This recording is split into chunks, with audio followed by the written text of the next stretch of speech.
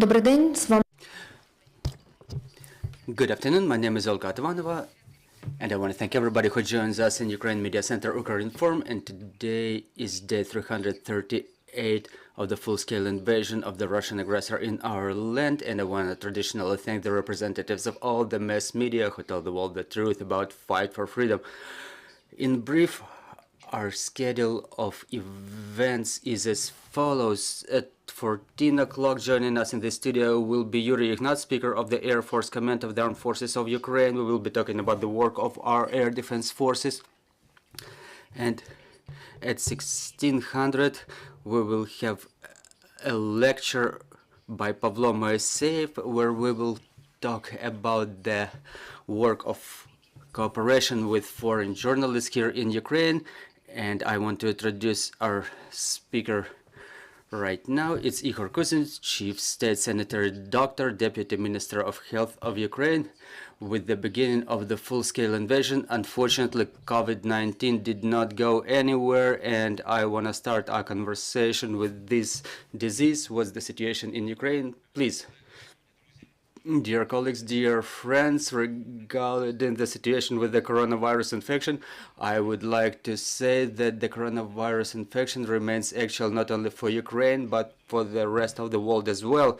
If we see the key indicators, they are relatively stable and quiet, and within the reporting week, there were 3,100 more new cases registered, and it's 14% more than previously.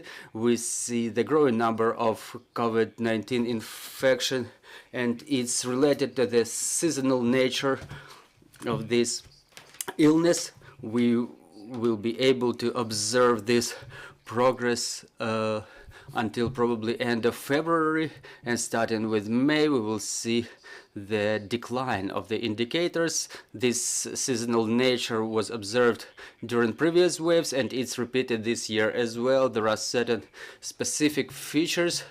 We have started documenting more cases among children.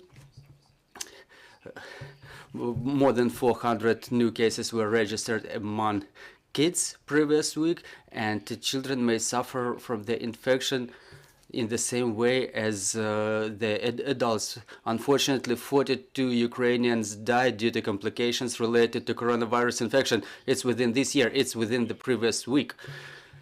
And more than 80% of those who died are above 60 years. I would like to emphasize it once again that the persons of the older age are more prone to contracting the disease and to complications caused by the coronavirus infection. We also document a bigger number of hospitalized persons. It's for 2,500 people per week. We reserve certain number of bunks in the hospitals, which are occupied not more than 6% of the number of the bunks allocated for such patients. There are also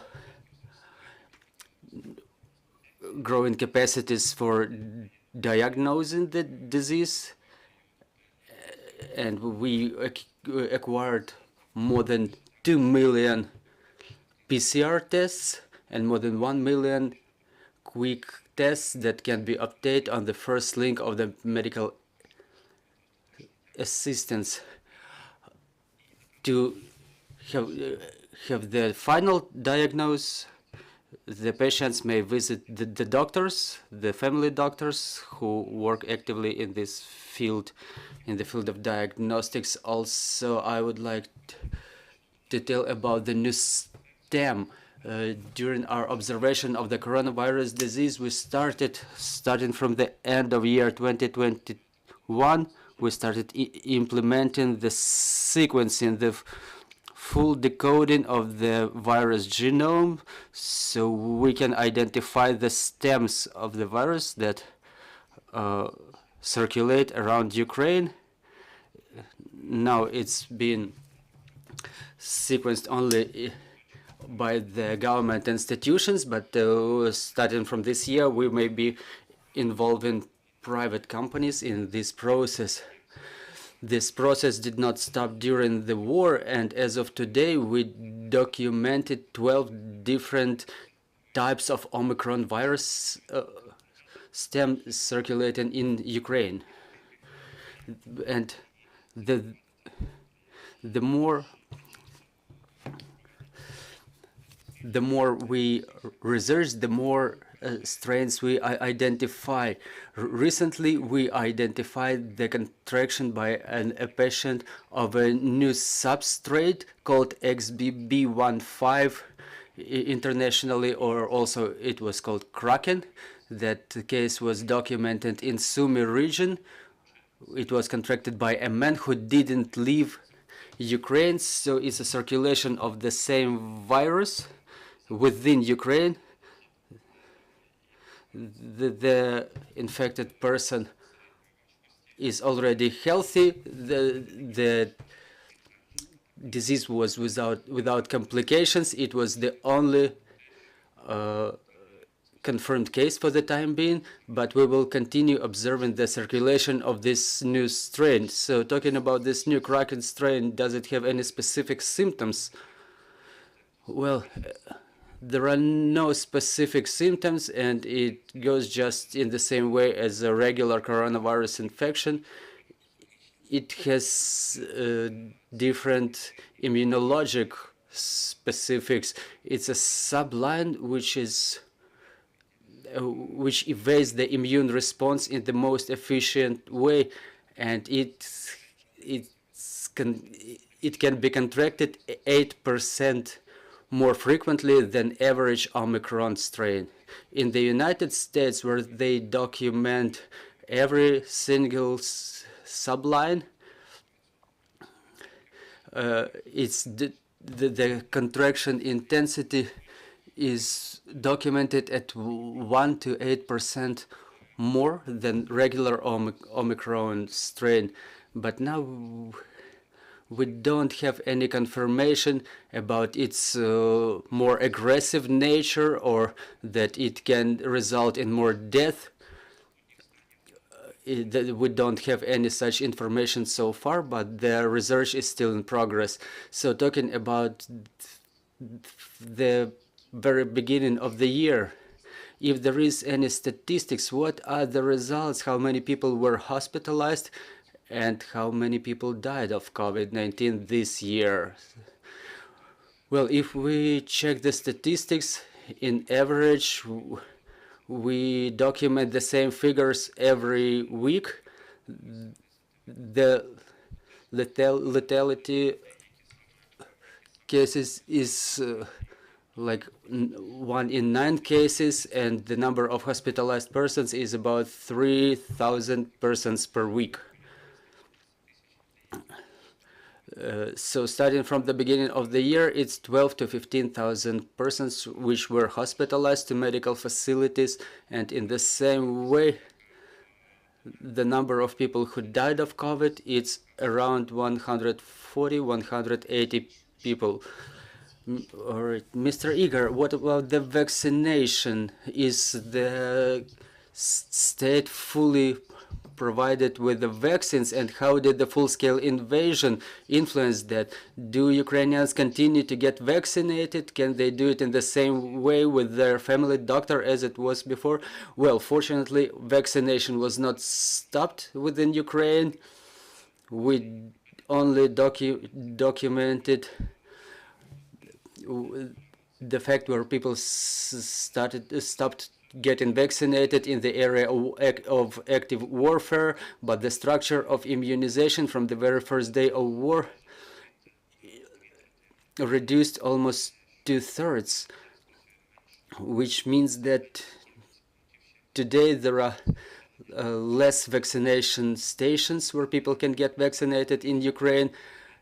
But at the same time, regardless the decrease of this number of vaccination stations, there is a growing intensity about mobile brigades which cover the towns and villages in some remote areas. As to the vaccines, Ukraine is fully covered in terms of its requirement.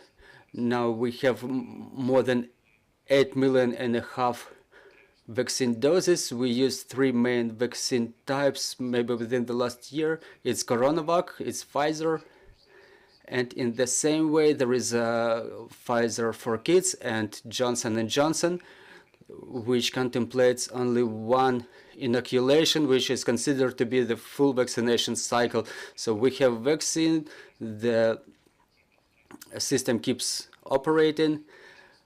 We didn't change the mechanism. People can get vaccinated either through their family doctor, or they can sign up online for basic vaccination and repeated vaccination as well. You mentioned about the growing number of children contracting the disease. Did the vaccination start for children aged 5 to 11 years, or are we in the beginning of the process? It's getting started, and more regions already deployed the infrastructure, so they start vaccination of the children aged 5 to 11 years. It started in Europe way earlier than in Ukraine. We were waiting for the supplies of the vaccine for a very prolonged period, because it's not a regular vaccine which is used for children, but it's a new vaccine that contains less mRNA. For example, it's 10 micrograms of mRNA substance used for kids. It was distributed among the regions of Ukraine. We received 125,000 doses of this vaccine, and we were stimulating and we were calling, first of all, those who have some additional diseases like oncological and so on, because such kids, they have more risks of difficult undergoing of the disease. If there is a routine vaccination against COVID, we advise to maintain certain interval, like 2 weeks between inoculations. And for kids, the flu vaccine can also be added at the same day.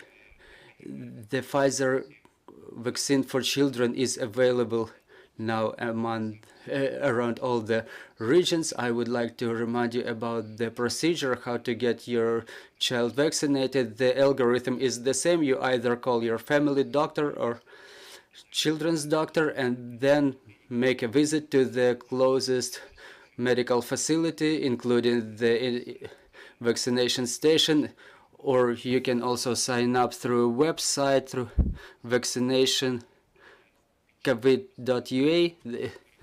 But as you sign up, you have to make sure if this children's Pfizer vaccine is available at that specific station where you are going to visit. The rest will not be different from regular vaccination procedure for the adults.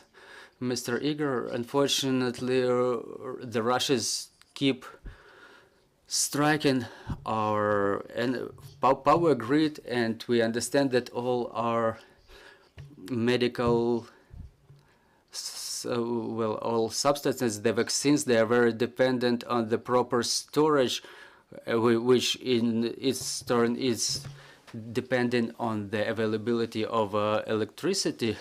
So for example, how do we cope with this problem that we have to preserve vaccine frozen or in low temperatures?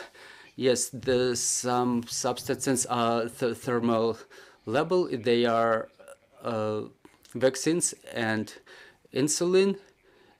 Insulin is being stored in pharmacies network, which is provided, which is equipped with generators or other alternative power sources, which provides proper storage conditions. Now we changed at the national level and at the level of the regions.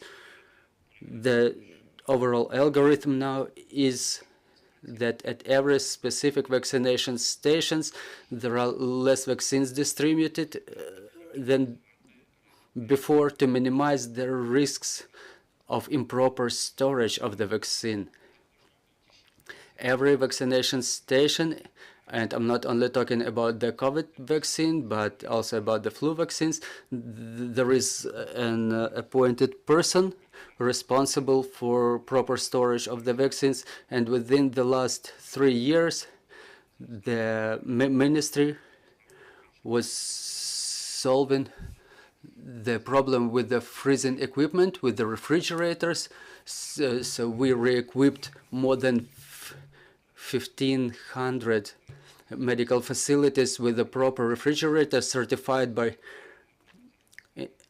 International Health Organization, and taking into account the fact that those vaccination stations, they are based on other medical facilities like clinics. The program is in progress of equipping all the medical facilities with generators. So we concentrate the more vaccines in the medical facilities which are fully equipped, like 100% equipped with the reserve power supply. And another solution is that the algorithm of inspections was corrected. For example, if there is a batch of a vaccine which is identified as one which is stored improperly, that batch will be disposed of, and we preserve the temperature for the proper storage of the vaccines. If there are any questions in the studio, dear colleagues, please go ahead. Natalia Molchanova, Ukrinform. We understand that we cannot forecast far away in these conditions, but before the full-scale invasion, the government was procuring the anti-COVID vaccines in a bigger numbers. So how is the situation with the coronavirus infection in the world now? Is it still going on?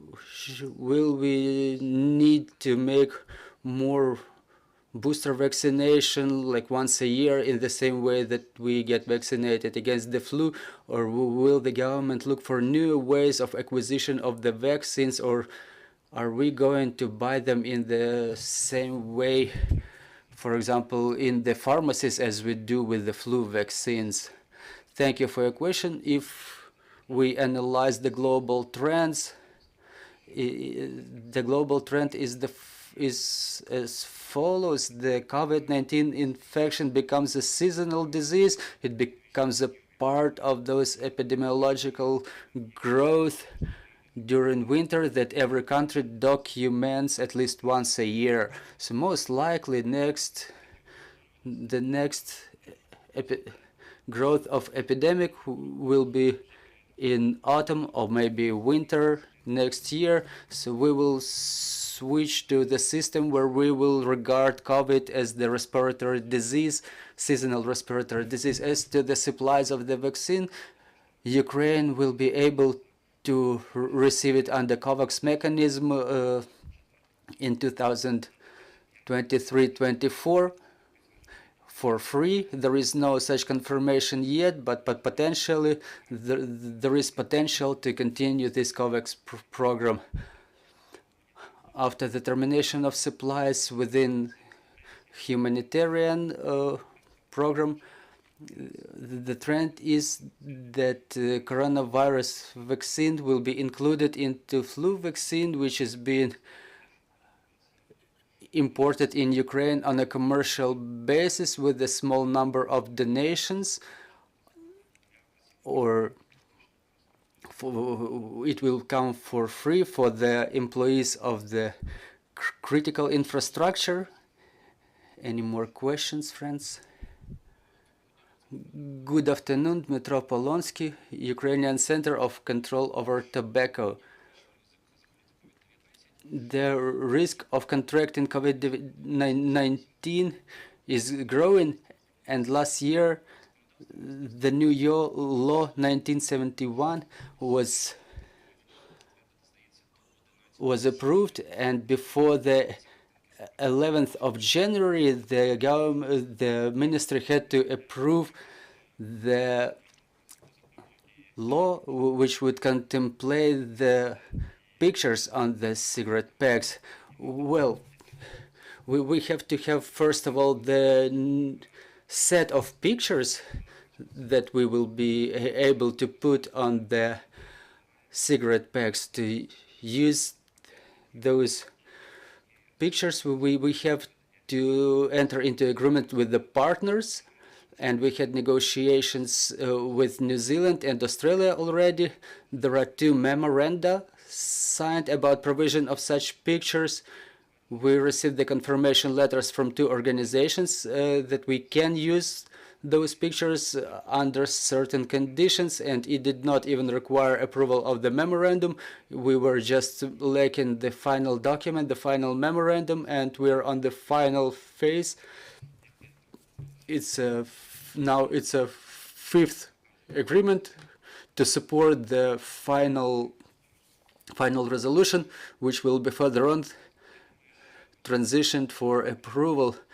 I think it will happen somewhere in the end of January, because in fact it's a final document. Well, I think it will be approved maybe in the end of February, if there are no more questions on the floor. So I will ask the last question about the seasonal flu. What's the situation with the seasonal flu in Ukraine? Well, this epidemic season is more difficult than the season of years 21-22. Why? Because we document higher indicators of contraction. They did not go beyond the epidemic threshold, but more than 1,800,000 Ukrainians already contracted the flu, starting from the 3rd of October, when the epidemic season started. And we also document higher indicators of lethality.